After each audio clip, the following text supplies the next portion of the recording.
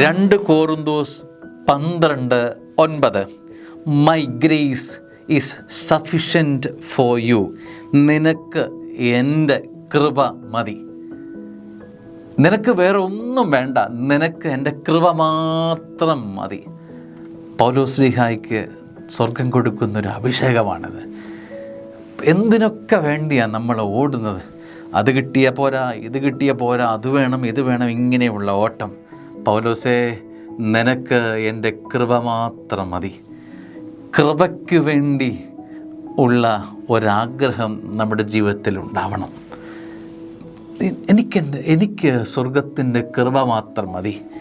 ജീവിതത്തിൻ്റെ എല്ലാ നാൾവഴികളിലും, ജീവിതത്തിൻ്റെ ഓട്ടങ്ങൾക്കിടയിലും നിനക്ക് വേണ്ടത് സ്വർഗത്തിൻ്റെ കൃപയാണ്.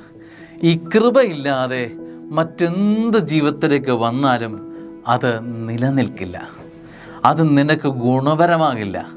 ജീവിതത്തിൽ അത് നിന്നെ വളർത്തില്ല, നിനക്കതൊരു ഭാരമായിരിക്കും.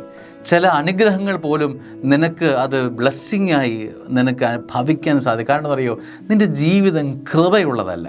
അപ്പോൾ കർത്താവ് പറയുക, നിനക്കെൻ്റെ കൃപ മതി. എന്തൊരു വലിയ confidence. My power is made perfect in weakness. കാരണം എന്താ അറിയാമോ, ബലഹീനതയിലാണ് എൻ്റെ ശക്തി പൂർണ്ണമായി പ്രകടമാകുന്നത്. കൃപ വന്നു കഴിഞ്ഞാൽ നിൻ്റെ ബലഹീനത സ്വർഗത്തിന് ബലമാക്കാൻ കഴിയും എന്നതാണ് അതിനർത്ഥം.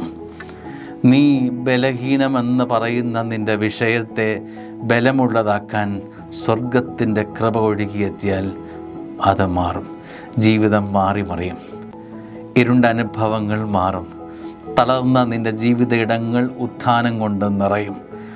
അടഞ്ഞ കാർമേഘം വീണ നിൻ്റെ ജീവിതം മഴവില്ല് കൊണ്ട് നിറയാൻ പോവുക.